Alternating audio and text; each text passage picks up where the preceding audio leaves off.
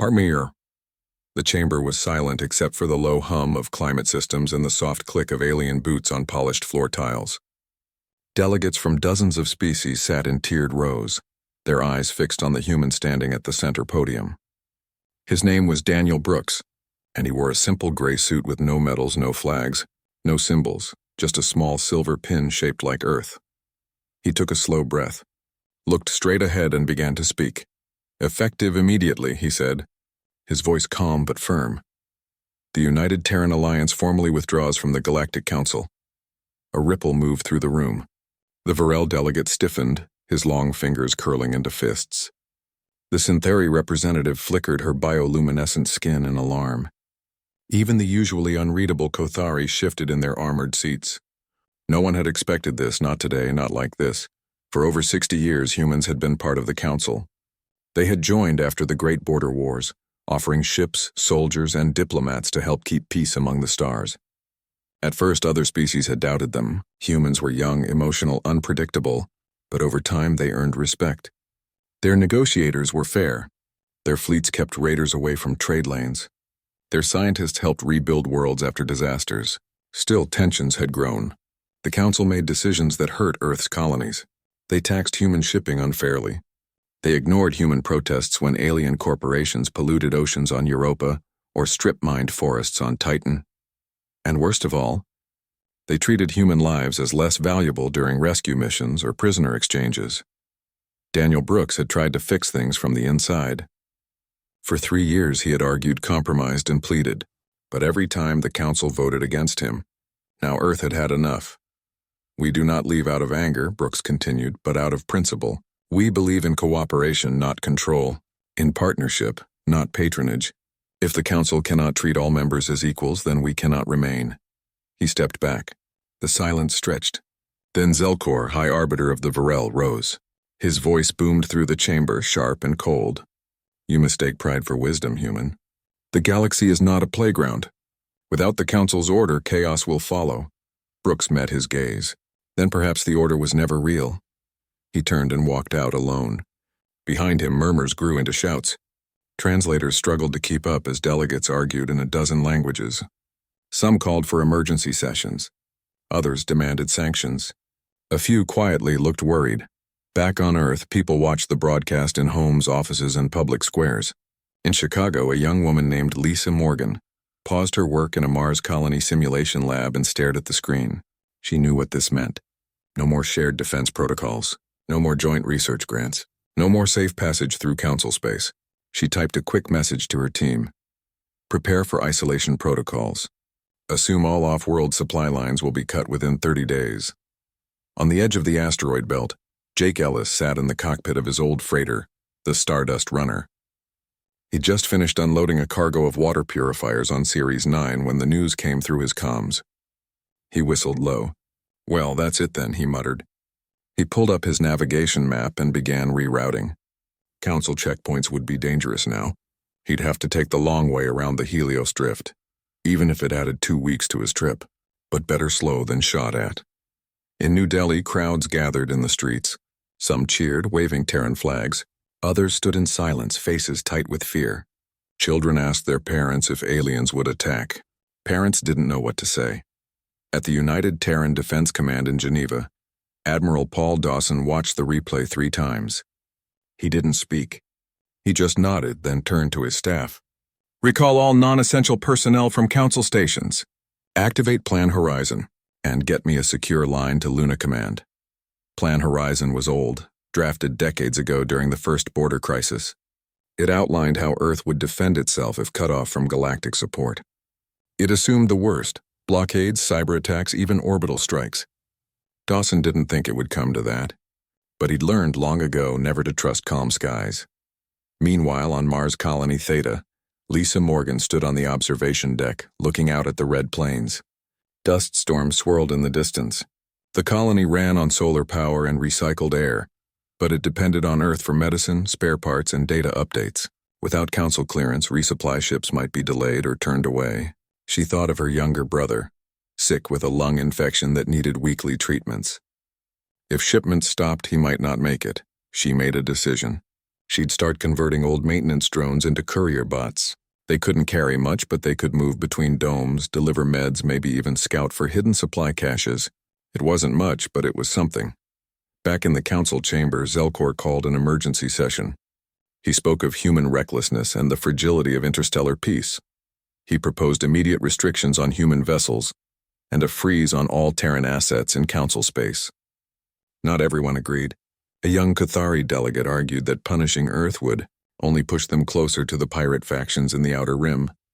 A Syntheri elder warned that human engineers maintained half the deep space relay network if they walked away. Communications across 5 sectors could collapse. But Zelkor's voice carried the most weight. By nightfall, the first sanctions were drafted. On Earth, the sun set over the Pacific. In a small apartment in Seattle, a retired teacher named Helen Carter turned off her screen and made tea. She remembered when humans first made contact back when she was a girl. Everyone had been so hopeful. Now it felt like the dream was ending, but not everyone saw it that way. In a garage in Austin, 2 teenagers wired together a homemade signal booster trying to reach a friend on Ganymede. They didn't care about politics. They just wanted to talk. And in a quiet village in Kenya, a farmer looked up at the stars and whispered, "Let them come. We've survived worse." Daniel Brooks returned to his office in Geneva. He removed his suit jacket and poured a glass of water. His hands didn't shake. He knew the hard part was just beginning. The council would retaliate. Markets would crash. Ships might go missing. But for the first time in years, Earth was free to choose its own path. Outside, the city lights glowed against the night. Somewhere above, satellites hummed in orbit, watching, waiting. And far beyond, in the silent dark between stars, the galaxy held its breath. Port du Coeur. Without humans in the council, things began to fall apart faster than anyone expected. It was like pulling a key piece from a tower of blocks. Everything wobbled, then started to lean. The Virel and the Synthari had never truly trusted each other, but human diplomats had always stepped in when tempers flared. Now, with no one to calm them, old grudges returned with fresh fire. The first real fight broke out over the Helios Drift, a stretch of space rich in rare minerals and dotted with ancient navigation beacons. Both the Virel and the Syntheri claimed it. For years, human peacekeepers had patrolled the zone, making sure no side fired first. But now, with those ships gone, a Virel mining vessel moved into Syntheri-claimed territory. The Syntheri sent a warning. The Virel ignored it. Then a shot was fired. Then another. Within a week, 2 small fleets were locked in a silent, deadly dance among the asteroids. News of the clash spread fast. Trade ships changed course. Passenger liners canceled routes. On neutral worlds like Ceres 9, panic set in. People rushed to buy food, fuel, and medicine, afraid supplies would run out. The local market, once busy with traders from a dozen species, grew quiet. Stalls closed. Lights dimmed. Maya Ruiz stood in the middle of it all. She ran a small cargo business, moving spare parts and medical kits between colonies. She wasn't rich, but she was smart and knew how to talk to anyone. Virel, Cathari, even the quiet moon dwellers from the outer rings. Now her usual buyers weren't answering calls. Her last shipment sat in a warehouse unpaid. She walked through the empty market square, her boots echoing on the metal walkway. A vendor she knew, a Cathari with a cracked breathing mask, shook his head when she asked about prices. "No credits," he said. "Only barter now. And even that's risky." That night, Maya sat in her tiny apartment above the dock, eating cold rations. Her comms unit beeped. It was a message from a contact on Titan. Human aid convoys stopped. "Council says there are security risks. Don't expect shipments for weeks," she sighed. Titan grew half the fresh food for the outer colonies. No food meant hunger. Hunger meant riots. She made a decision. She'd take her ship, the Starfinch, and try to run a small supply line herself. Not for profit, just to keep people alive. She loaded what she could. Water filters, pain meds, protein bars. She didn't tell anyone. If the council found out, they might seize her ship. But someone had to act. Back on Earth, the United Terran Alliance held emergency meetings every day. Admiral Paul Dawson stood before a large screen showing star maps dotted with red warnings. Human colonies were reporting delays, threats, even sabotage. A research station near Neptune had lost power after a mysterious signal jammed its solar array controls. A school on Luna received a fake evacuation alert that caused chaos. It wasn't war, not yet, but it was something close. Dawson knew they couldn't respond with force. That would give the Council an excuse to declare them aggressors. But they couldn't do nothing either. He approved a quiet plan, reinforce defenses but keep it hidden. Old satellites were reactivated, drone patrols doubled, and on Mars, Lisa Morgan's project got full support. Lisa worked day and night in her lab beneath Colony Theta's main dome. She and her team stripped down maintenance bots, small spider-like machines used for fixing air vents and cleaning solar panels, and rewired them. Now they could carry medicine, scan for radiation leaks, even send encrypted messages between domes. One bot, nicknamed Scout, could fly short distances using tiny thrusters. Lisa tested it herself, sending it through dusty tunnels to deliver antibiotics to the medical wing. It worked. She thought of her brother, still coughing but a little stronger. The last shipment of medicine had arrived just in time, smuggled in by a friend on a private freighter. But how long would that last? She pushed the worry aside and focused on the next bot. Far from Earth, Jake Ellis guided his freighter through a narrow asteroid field near the Helios Drift. He wasn't supposed to be there. The area was now a war zone, but he'd gotten a distress call from a refugee convoy. Mostly families from small mining outposts caught in the crossfire. They had no weapons, no shields, just old shuttles and hope. Jake couldn't ignore them. He flew low, keeping his engines quiet. His ship wasn't armed, but it was fast and knew how to hide. He reached the convoy just as a Varel scout ship appeared on his scanners. He sent a coded burst, "Follow me. Stay dark." The shuttles obeyed. He led them through a maze of rocks using old human navigation markers the Varel didn't know about. After 6 tense hours, they reached neutral space.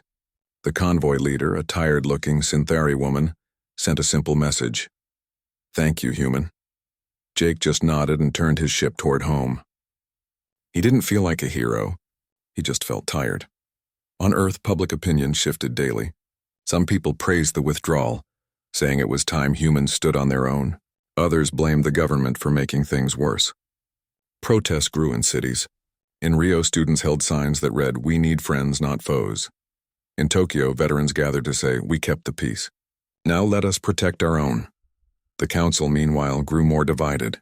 Zelkor pushed for harsher measures against Earth, but others resisted. A group of smaller species, the ones humans had often helped, began whispering about forming their own alliance. They missed the fairness humans brought. They missed the way human doctors treated everyone the same, or how human engineers fixed broken water systems without asking for payment. But fear ruled the day. No one wanted to be the first to speak up. In Geneva, Daniel Brooks watched reports from the outer colonies. He saw hungry children, stranded travelers, broken promises. He hadn't wanted this. He'd hoped the council would change, not collapse. But maybe, he thought, this pain was necessary. Maybe only now would the galaxy see how much it had leaned on humans and how unfair that had been. He wrote a new speech, not for the council, but for the people. He spoke of resilience, of quiet courage, of neighbors helping neighbors even when governments failed. The message spread through underground networks, shared on old data chips and whispered over static-filled radios. On Mars, Lisa finished her latest bot. She named it Hope. She sent it flying toward the medical dome, a tiny light in the red dust. And somewhere in the dark, Jake Ellis adjusted his course again. Another call had come in. Another group needed help. The chaos was spreading. But so were the helpers. Farthbriteren, the explosion tore through the Varel embassy on Kalis 3 like a storm of fire and silence. One moment, the moon's surface was calm under twin suns. The next, a flash lit the sky, followed by a shockwave that shattered windows across the diplomatic district. Debris rained down for hours. When the dust settled, 43 lives were gone, Varel officials, guards, even a few human observers who had stayed behind to help with evacuation plans. Within minutes, the council broadcast an emergency alert. Surveillance footage showed a small drone, sleek black marked with a faded Terran symbol, darting toward the building seconds before the blast. The image was grainy but convincing. Zelkor stood before the emergency assembly, his voice trembling with rage. "This is the cost of human betrayal," he declared. "They left the council, then struck us in the dark. Earth will answer for this." The galaxy believed him. News channels replayed the clip endlessly. Protests erupted outside human embassies, even on neutral worlds. Ships flying Terran colors were turned away at ports. A freighter near Ganymede was boarded and searched by Cathari forces. On Earth, people watched in horror. No one claimed responsibility. The United Terran Alliance denied involvement immediately, but few listened. Admiral Paul Dawson stared at the footage in his command center. Something felt wrong. Human drones didn't look like that. Their models were bulkier, with visible solar panels and clear ID tags. This one was smooth, almost alien in design, yet it bore a symbol that looked just enough like Earth's to fool a tired eye. He ordered a deep analysis. Within hours, his tech team found inconsistencies. The drone's flight pattern didn't match human programming, and the symbol had been digitally added in post-processing. "It's a setup," Dawson said quietly. "Someone wants us blamed, but proving it was another matter." The Council had already cut off direct communication with Earth. Any message sent would be ignored or twisted. Far from Geneva, Jake Ellis was delivering emergency oxygen tanks to a refugee camp on the edge of the Helios Drift when he heard the news. He cursed under his breath. He knew humans didn't work that way. They argued, yes. They fought when cornered, sure. But they didn't bomb embassies full of civilians. Not ever. As he unloaded his cargo, a Syntheri woman approached. Her name was Taryn Voss, and she worked as a field technician for a neutral aid group. She'd been repairing comms units in the camp. "You look like you don't believe the news," she said, her voice low. "I don't," Jake replied. She glanced around, then pulled a small data chip from her sleeve. "I found this near the wreckage of a scout pod that crashed 2 days before the blast. It wasn't ours. It wasn't yours. But it had Varel military codes and logs showing drone tests in secret sectors." She handed him the chip. The pod belonged to a Varel officer who opposed Zelkor. He was declared missing last week. Jake took the chip. His heart pounded. This was more than suspicion. This was evidence. He thanked Taryn and slipped the chip into his jacket. That night, aboard the Stardust Runner, he decrypted the files. They showed a series of unauthorized drone launches, all using modified Varel frames painted to look human. One entry read, "Operation Clean Slate, Trigger Chaos, Force Unity under Zelkor." The final test had been the embassy. Jake knew what he had to do. But sending this to Earth through normal channels was too risky. The Council monitored all major relays. He needed someone smart, trusted, and quiet. He thought of Lisa Morgan. She'd worked on secure comms back in the Mars labs. If anyone could get this to the right people without it being traced, it was her. He set a course for Mars Colony Theta, flying low and dark, avoiding patrol routes. It took him 11 days. When he arrived, he sent a coded ping using an old university frequency Lisa would recognize. She answered within minutes. They met in a sealed maintenance tunnel beneath the colony. Jake handed her the chip. She plugged it into a shielded reader and watched the files unfold. Her face grew pale. "This is huge," she whispered. "If we leak this, it could start a civil war among the Varel. But if we don't," Jake said, "Earth gets blamed for a war crime we didn't commit. And the real killers stay in power." Lisa nodded. She knew the stakes. She also knew Admiral Dawson would see the same dilemma. She encrypted the data again, wrapped it in layers of false headers, and sent it through a back channel used only in emergencies. The message reached Geneva in under an hour. Dawson read it alone in his office. He didn't move for a long time. Then he called Daniel Brooks. The two men sat in silence for a while. "If we reveal this," Brooks finally said, "we expose a conspiracy, but we also hand the galaxy more chaos. Civil unrest, possible coup, innocent lives lost. If we stay silent," Dawson replied, "we let a lie become truth, and humanity becomes the villain forever." There was no easy choice, but both knew what had to be done. Instead of going through official channels, Brooks authorized a quiet release. The data was sent to independent news outlets, human and alien, that had a history of truth-telling. Reporters on Viridia Prime Series 9 and even the Varel homeworld received identical files. Within hours, the story broke. At first, the Council denied it. Zelkor called it human propaganda. But then a Varel news outlet published internal logs from their own military archives, matching the data. Then a Cathari analyst confirmed the drone's flight signature didn't match any known human model. Doubt spread like wildfire. On the Varel homeworld, protests began. Families of the dead demanded answers. Young officers questioned their orders. A Syntheri counselor stood in the emergency assembly and asked, "Why would humans destroy the very peace they once protected?" The tide was turning. Back on Mars, Lisa watched the reports with tired eyes. Her brother was sleeping peacefully for the first time in weeks. She allowed herself a small smile. Jake Ellis prepared to leave. Taryn Voss had sent him a message. "More evidence is coming. Meet me at Relay Station 9. He didn't know what he'd find there, but he knew he couldn't stop now. The false flag had almost worked. But truth once released could not be put back in the box. And somewhere in the dark, the real architects of the blast were beginning to sweat. Firsker. The truth spread faster than anyone expected. Independent news feeds carried the evidence across star systems, bypassing council filters and official denials. On crowded space stations and quiet farming moons, people watched the footage, read the logs, and listened to experts explain how the drone had been faked. The story wasn't just about a bombing anymore. It was about lies at the highest level of power. On the Varel homeworld, citizens gathered in city squares, holding candles for the dead and signs that read, "Who really betrayed us?" Young soldiers refused orders to patrol human trade routes. A group of Varel scientists released a public statement, confirming the drone's design was not human. Even members of Zelkor's own council began to distance themselves from him. Whispers of a coup grew louder. The Syntheri Collective, once Zelkor's strongest ally, called an emergency summit. Their leaders had long distrusted the Varel but had stayed quiet to keep the peace. Now, with proof of deception, they openly condemned the false flag. This was not justice, their lead delegate said in a rare public address. This was fear dressed as strength. The Kothari, always cautious, stayed silent at first. But behind closed doors, their elders sent secret messages to Earth. They asked for old human mediation protocols, just in case the Varel collapsed into civil war. They remembered how human diplomats had once helped them settle a blood feud without a single shot fired. They missed that kind of fairness. On Series 9, Maya Ruiz watched the news from her small apartment. The market below was still quiet, but something had changed. People weren't just scared anymore, they were angry. And that anger was turning toward the real villains, not Earth.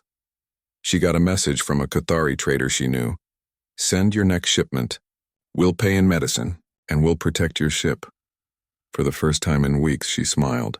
She loaded the Starfinch with what little she had: water purifiers, bandages, seeds for hydroponic gardens, and set course for a refugee camp near the drift.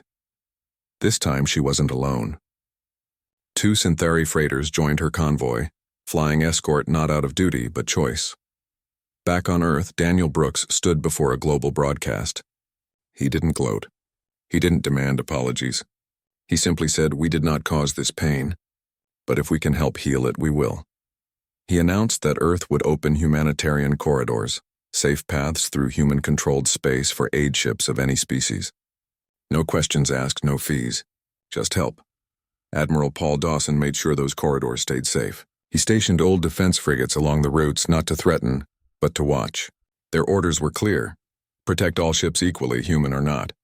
When a pirate gang tried to raid a Syntheri medical vessel near Titan, a human patrol ship intervened. Not with weapons, but with a loud warning and a bright spotlight. The pirates fled. The medship passed safely. On Mars, Lisa Morgan worked with Maya Ruiz for the first time. They linked their systems, Lisa's bots and Maya's cargo logs, to create a shared network for emergency deliveries. Scout drones now carried tiny sensors that could detect radiation leaks or oxygen drops in refugee domes. When a dome on Ganymede reported a failing air filter, a bot flew from the nearest human outpost with a replacement part before the problem worsened. No one asked who built it. They just used it. Jake Ellis met Taryn Voss at Relay Station 9, a rusting outpost orbiting a dead moon. She handed him a second data chip, this one with names, dates, and secret meeting logs between Zelkor and a Varel military faction. They planned this for months, she said. They wanted war to unite their people under one strong leader. They never cared who died. Jake passed the chip to Lisa, who sent it through the same back channel to Geneva. This time, Brooks didn't leak it quietly. He released it fully with translations in 12 languages. The result was immediate. Protests turned into uprisings. Varel fleet captains began refusing orders. One even flew his ship to Luna Station and asked for asylum. Zelkor tried to hold on. He declared martial law. He blamed outside agitators, but his voice no longer carried weight. Even his guards looked away when he spoke. Then something unexpected happened. A group of delegates from smaller species, those long ignored by the Big Three, sent a message to Earth. They asked for a meeting. Not to beg, not to accuse, but to propose something new. They wanted humans to return not to the old council but to help build a better one. One where no single species held all the power. Where decisions needed agreement, not just votes. Where aid came before politics. Brooks listened. He didn't say yes right away. He knew trust had to be earned again. But he agreed to talk. Meanwhile, Paul Dawson watched his screens. Human ships now flew beside Synthari scouts and Kothari freighters, guarding convoys that carried food, medicine, and hope. It wasn't an alliance, not yet. But it was a start. Lisa stood on the Mars observation deck again, watching dust swirl in the thin air. Her brother was walking now, breathing without pain. She thought of all the people out there, aliens and humans working quietly to fix what had been broken. She didn't feel proud. She felt responsible. And that was enough. Jake Ellis piloted the Stardust Runner through a newly marked humanitarian lane. A Kothari freighter hailed him. "Your turn to lead," the voice said. Jake smiled. "Copy that. Follow my signal." And so they flew, not as enemies, not as masters and servants, but as neighbors in a vast and troubled sky. The old order was crumbling, but from its ruins something quieter, fairer, and more human was beginning to rise. Part 5. 1 year after humans walked out of the Galactic Council, they returned, not to the same chamber, not under the same rules, but to something new. The meeting place was Luna Station, a quiet, orbiting hub built by Earth long before first contact. It had no grand halls or towering statues, just clean corridors, clear windows, and a central room with simple chairs arranged in a circle. No head of the table. No raised podium. Just equals. Daniel Brooks entered the room last. He wore the same gray suit, the same earth pin. Around him sat representatives from 32 species, some familiar, some rarely seen beyond their home systems. The Varel were there, but not Zelkor. He had vanished weeks earlier, rumored to be hiding in the outer colonies. In his place sat a young Varel woman named Nira, once a junior aide, now the voice of a reform movement. The Synthari sent their lead scientist, not a politician. The Kothari brought an elder who had walked battlefields and peace talks alike. And among them were delegates from tiny worlds, ocean moons, desert asteroids, forest planets, whose voices had never been heard in the old council. Brooks didn't speak first. He waited, and when Nira stood, her voice soft but steady, she said, "We asked you here because we failed without you. Not because we needed your power, but because we missed your fairness." A murmur moved through the room. No one argued, then Brooks spoke. He didn't offer blame. He didn't list Earth's wounds. He simply laid out a proposal, a charter built on 3 ideas. First, no species could act alone on matters that affected others. Second, all members would share resources in times of crisis, food, medicine, data, without profit or punishment. Third, every voice, no matter how small, would have a say. Decisions would need broad agreement, not just a majority. It wasn't perfect. Some wanted stronger rules. Others feared it gave too much power to the weak. But after hours of quiet talk, after shared meals and late-night walks along the observation deck, they agreed to try. They called it the Concord of Free Systems. On the day the charter was signed, no fanfare played. No flags waved. Just 32 hands, some scaled, some furred, some smooth like human skin, pressed onto a single console, sending the agreement into the network for all to see. Across the galaxy, people watched. On Series 9, Maya Ruiz stood in the market, now busy again, and let out a breath she didn't know she'd been holding. On Mars, Lisa Morgan's brother ran through the dome's garden, laughing as a scout bot chased him with a flower in its claw. The first joint mission launched a week later. A human frigate, the Dawn Chaser, left Luna Station flanked by a Kothari scout ship and a Synthari observation vessel. Their mission wasn't war. It was repair. The Helios drift still held broken satellites, drifting mines, and lost cargo. Together, they began to clean it, not for profit, but for safety. Jake Ellis flew supply runs between them, his Stardust Runner now painted with a small Concord symbol near the cockpit. He didn't need it, but he wanted to. Back on Earth, schools began teaching alien languages again, not as a requirement but as a choice. Children learned Varel greetings, Synthary songs, Cathari stories. In villages and cities alike, people looked up at the stars not with fear but with curiosity. Admiral Paul Dawson stood down from active command. He wasn't needed as a warrior anymore. Instead, he joined a new team, human and alien engineers working to rebuild the deep space relay network. The old system had failed without human maintenance. Now they built a new one with shared access and open codes. No more secrets. No more control. Lisa Morgan moved her lab to Luna Station. She worked with Taryn Voss and a Cathari botanist to design medical drones that could adapt to different biologies. Human lungs, Synthari light skin, Varel gill systems. They called the project Common Care. The first batch was sent to a refugee moon where a fever had spread. Within days, cases dropped. No one asked who built the cure. They just lived. Maya Ruiz expanded her cargo business, but not for credits. She formed a cooperative with traders from 5 species. They shared ships, routes, and risk. When a storm hit a farming moon, they delivered seeds and tools before the local government even filed a request. "We don't wait for permission to help," she told a young apprentice. "We just do it." Jake Ellis took on a new role too. He became a courier for the Concord's early warning network, flying messages between worlds that still didn't fully trust digital signals. Old habits died hard, but trust, he knew, was built one honest trip at a time. On Earth, Daniel Brooks stepped back from politics. He opened a small school near the coast, teaching diplomacy not as a tool of power but as an act of listening. His students came from all over, human, Varel, even a quiet moonchild with silver eyes. They didn't learn how to win arguments. They learned how to understand them. The galaxy was still messy. Old wounds didn't heal overnight. Some Varel factions still resisted the Concord. Pirates still lurked in dark lanes. But something had shifted. People helped each other not because a council ordered it, but because they chose to. One evening, Lisa stood on Luna's outer deck, watching the joint patrol return from the drift. The human frigate glowed in the sunlight, flanked by its alien companions. Below, Earth turned slowly, blue and green and whole. She thought of the chaos that had followed humanity's departure, the fear, the lies, the explosions in the dark. And she thought of what came after. Quiet hands fixing what was broken, voices choosing peace over pride. Jake's ship passed overhead, humming softly. Maya's voice came through the comms, reporting calm skies. Paul Dawson sent a message. "Relay Node 7 is live." "Signal strong," Lisa smiled. She didn't need to say anything. The work spoke for itself. Chaos had followed humanity's departure. But from that chaos, something better had grown. Not perfect, not finished, but fair. And that was enough.